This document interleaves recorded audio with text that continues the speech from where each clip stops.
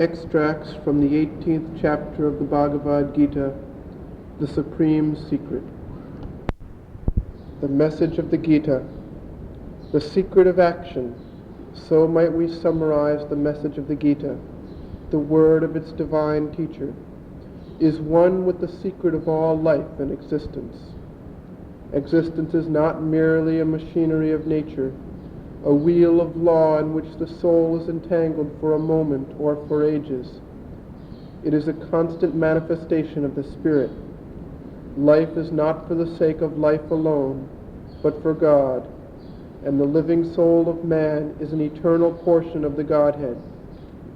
Action is for self-finding, for self-fulfillment, for self-realization, and not only for its own external and apparent fruits of the moment or the future.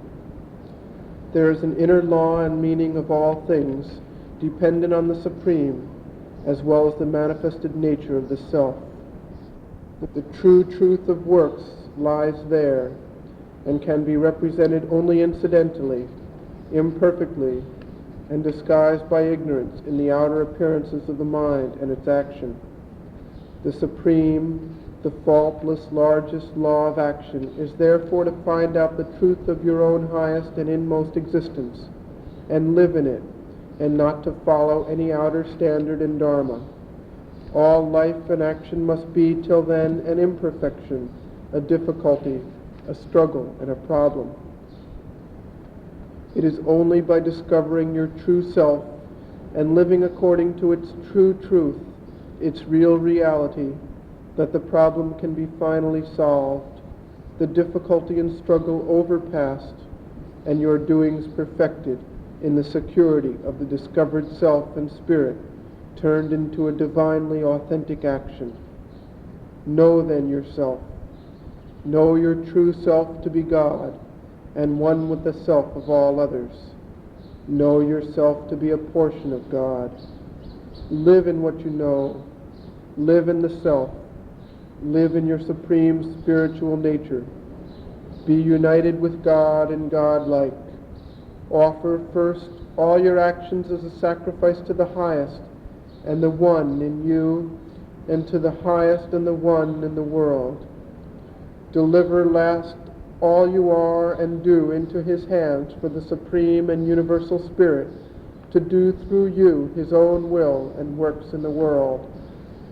This is the solution that I present to you, and in the end you will find that there is no other.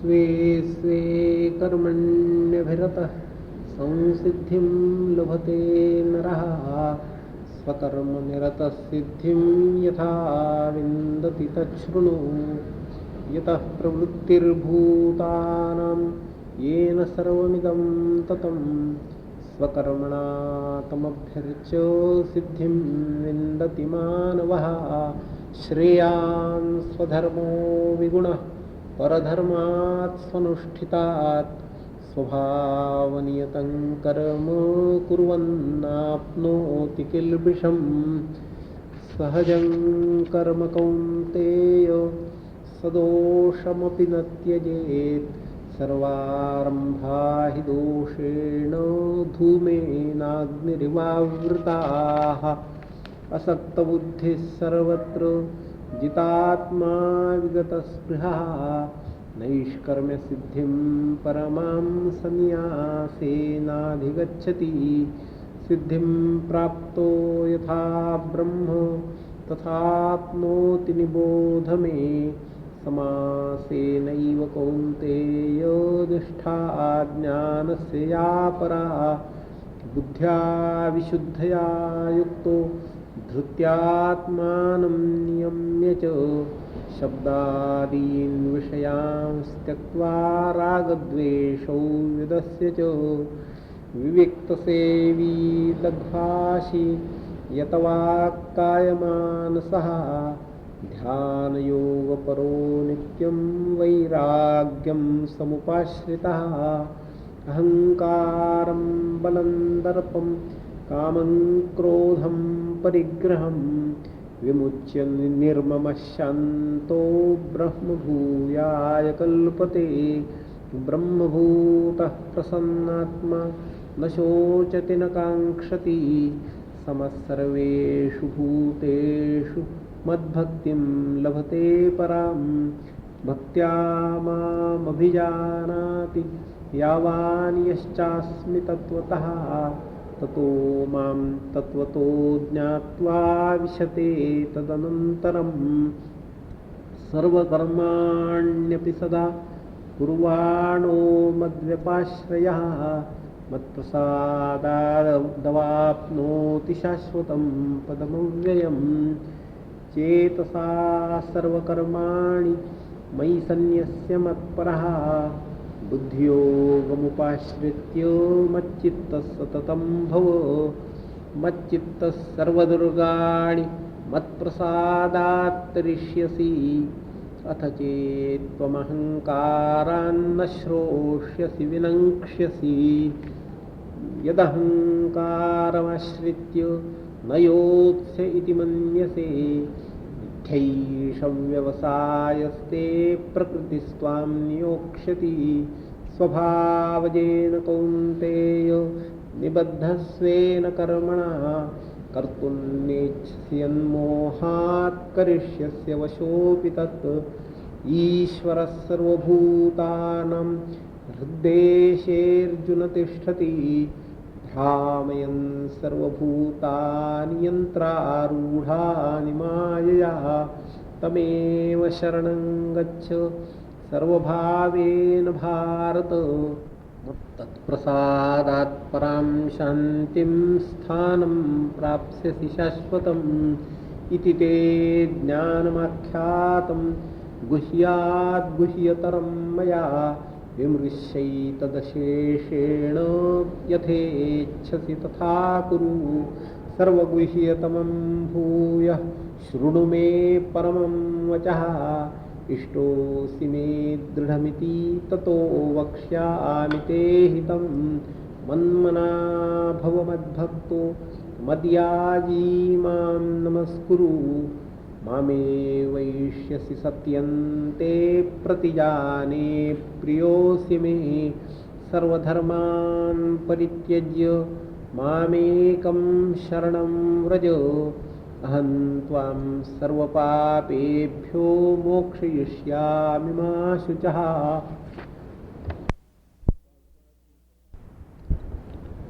The Bhagavad Gita, slokas 45 to 66 of the 18th chapter, the Supreme Secret. A man who is intent on his own natural work attains perfection. Listen thou how perfection is won by him who is intent on his own natural work. He from whom all beings originate, by whom all this universe is pervaded, by worshipping him by his own work, a man reacheth perfection. Better is one's own law of works, though in itself faulty, than an alien law well wrought out. One does not incur sin when one acts in agreement with the law of one's own nature.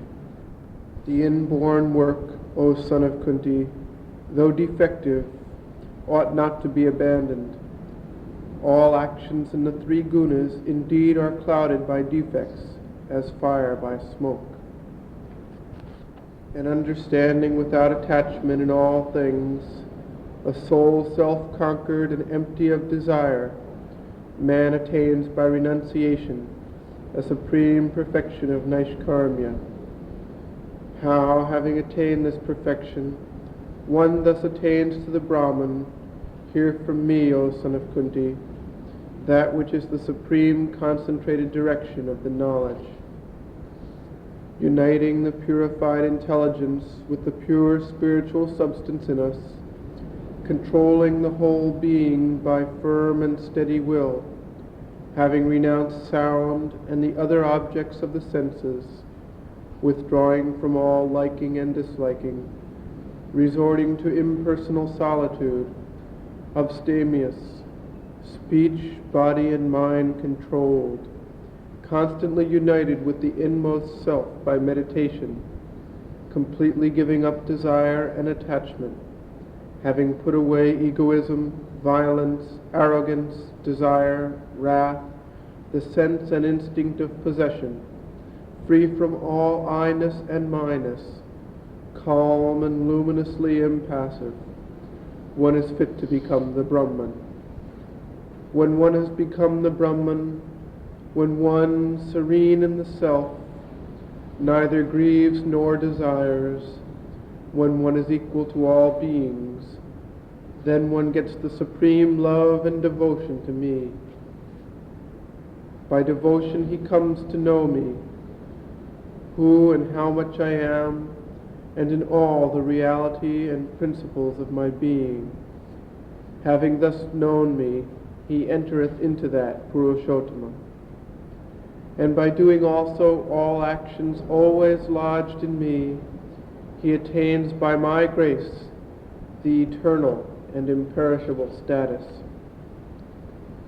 Devoting all thyself to me, giving up in thy conscious mind all thy actions into me, resorting to yoga of the will and intelligence, be always one in heart and consciousness with me.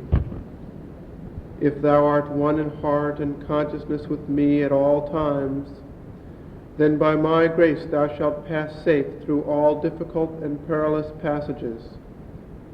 But if from egoism thou hear not, thou shalt fall into perdition. Vain is this thy resolve, that in thy egoism thou thinkest, saying, I will not fight. Thy nature shall appoint thee to the work. What from delusion thou desirest not to do, O Kunteya, that helplessly thou shalt do, bound by thy own work, born of thy Swabhava. The Lord, O Arjuna, is seated in the heart of all beings, turning all beings mounted upon a machine by his Maya. In him take refuge in every way of thy being, and by his grace thou shalt come to the supreme peace and the eternal status. So have I expounded to thee a knowledge more secret than that which is hidden. Having reflected on it fully, do as thou wouldst. Further, hear from me the most secret, the supreme word that I shall speak to thee. Beloved art thou intimately of me, therefore will I speak for thy good. Become my-minded, my lover and adorer, a sacrificer to me. Bow thyself to me. To me thou shalt come. This is my pledge and promise to thee, for dear art thou to me. Abandon all dharmas, and take refuge in me alone. I will deliver thee from all sin and evil. Do not grieve. Om. Peace, peace, peace.